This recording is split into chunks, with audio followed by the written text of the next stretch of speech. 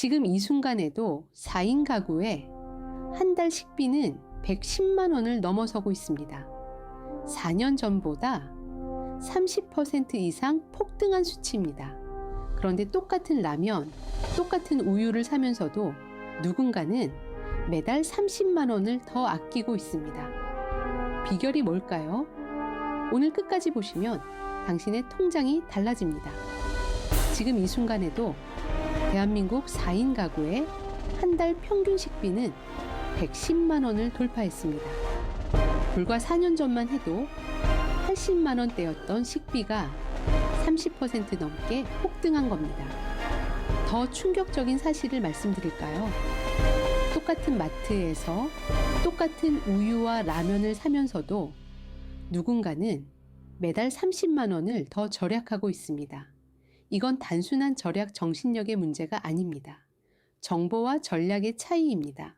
통계청에 따르면 2025년 12월 가공식품 물가는 1년 전보다 32% 올랐고 외식 물가는 무려 36개월 연속 상승 중입니다. 월급은 그대로인데 식비만 미친 듯이 오르는 시대. 오늘 이 영상을 끝까지 보시면 막연한 아껴 써라가 아니라 데이터에 기반한 구체적인 30만 원 절감 공식을 손에 쥐게 됩니다. 지금 바로 시작합니다. 현재 식비 폭등의 실태를 구체적인 숫자로 살펴보겠습니다. 통계청이 2025년 12월 발표한 소비자 물가 동향에 따르면 가공식품 물가는 전년 동월 대비 4.2% 상승했습니다. 이는 전체 소비자 물가 상승률 2%대의 약 2배에 달하는 수치입니다. 외식 물가는 2022년 말부터 무려 36개월 연속 올랐습니다. 한국소비자원이 운영하는 가격정보 플랫폼 참가격을 보면 김밥, 짜장면, 칼국수 등 대표 외식 메뉴 8종의 가격은 1년 사이 평균 4에서 6% 상승했습니다. 품목별로 더 구체적으로 보겠습니다. 농심, 오뚜기, 롯데웰푸드 같은 주요 식품 기업들은 2023년부터 2024년 사이 라면, 과자, 빵 가격을 5에서 15%까지 인상했습니다. 동시에 가격은 그대로 두고 용량만 줄이는 슈링크플레이션 논란도 끊이지 않았습니다. 정부는 2024년 말부터 식품 기업과 간담회를 열어 가격 인상 자제를 요청했지만 고환율과 원자재 가격 상승이라는 구조적 압력을 막기에는 역부족이었습니다. 소득 하위 20% 가구는 식비 비중이 처분간 능소득의 30%를 넘었습니다. 그렇다면 식비는 어쩌다 이렇게 폭등했을까요? 시간을 거슬러 올라가 보겠습니다. 2021년까지만 해도 4인 가구의 월 평균 식비는 80만 원대로 비교적 안정적이었습니다. 변곡점은 2022년이었습니다. 코로나19 팬데믹으로 무너진 글로벌 공급망, 그리고 러시아와 우크라이나 전쟁으로 인한 곡물과 에너지 가격 급등이 동시에 터졌습니다. 밀, 옥수수, 식용유 같은 핵심 원자재 가격이 치솟으면서 가공식품 가격이 줄줄이 인상됐습니다. 여기에 2024년부터 이어진 고환율 환경이 결정타였습니다. 달러당 1,400원대를 넘나드는 환율은 수입 원자재 비용을 더욱 끌어올렸습니다. 한국은 식량 자급률이 낮아 곡물의 상당 부분을 수입에 의존하기 때문에 환율 충격에 특히 취약합니다. 결국 2022년 100만 원을 돌파한 식비는 2025년 110만 원을 넘어섰습니다. 흥미로운 점은 이런 인플레이션 충격이 한국만의 일이 아니라는 겁니다. 독일과 일본에서도 같은 시기에 물가가 폭등하면서 저가형 하드 디스카운트 마트와 PB 상품 소비가 폭발적으로 늘었습니다. 위기 속에서 소비자들이 더 똑똑해진 겁니다. 그럼 전문가들은 식비 절감의 핵심을 무엇이라고 볼까요? 핵심은 세 가지입니다. 첫째, 가격 비교입니다.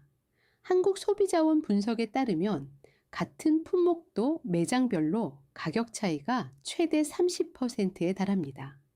참가격 앱으로 5분만 비교해도 월 5만 원 이상 절약이 가능합니다. 둘째, 계획 구매입니다. 유통 전문가들은 식단표를 미리 작성하고 장보기 목록을 정하는 것만으로 충동 구매가 줄어 음식물 쓰레기 배출량이 약 20% 감소한다고 지적합니다. 버려지는 식재료가 곧 버려지는 돈입니다. 셋째, 채널 전환입니다. 외식물가는 36개월 연속 올랐지만 가정간편식 가격 상승률은 상대적으로 완만했습니다.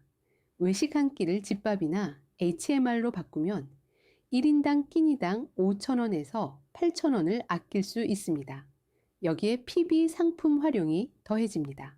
대형마트 자체 브랜드 상품은 동일 품목 대비 22에서 40%까지 저렴합니다.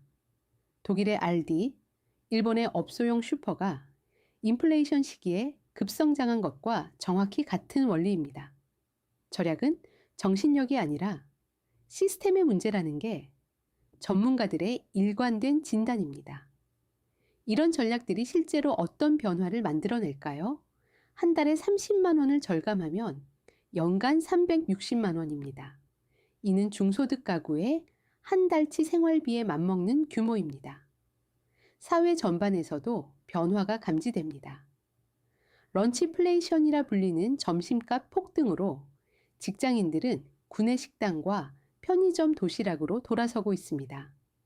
실제로 편의점 도시락 매출은 2025년 두 자릿수 성장률을 기록했습니다. 하지만 빛이 있으면 그림자도 있습니다. 외식 수요 감소는 자영업자의 매출 감소로 이어져 소비 위축과 자영업 침체라는 악순환을 낳고 있습니다.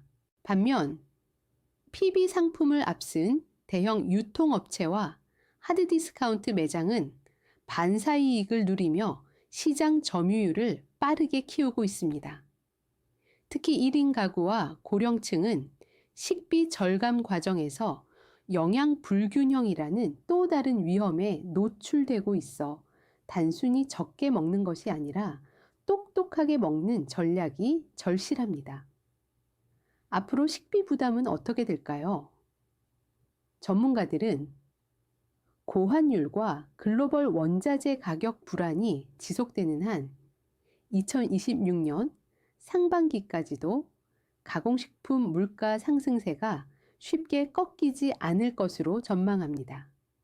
정부는 설 명절을 앞두고 농축산물 할인 지원을 확대할 예정이니 온누리 상품권 환급 행사와 결합하면 식재료 구매 비용을 10% 이상 추가로 낮출 수 있습니다.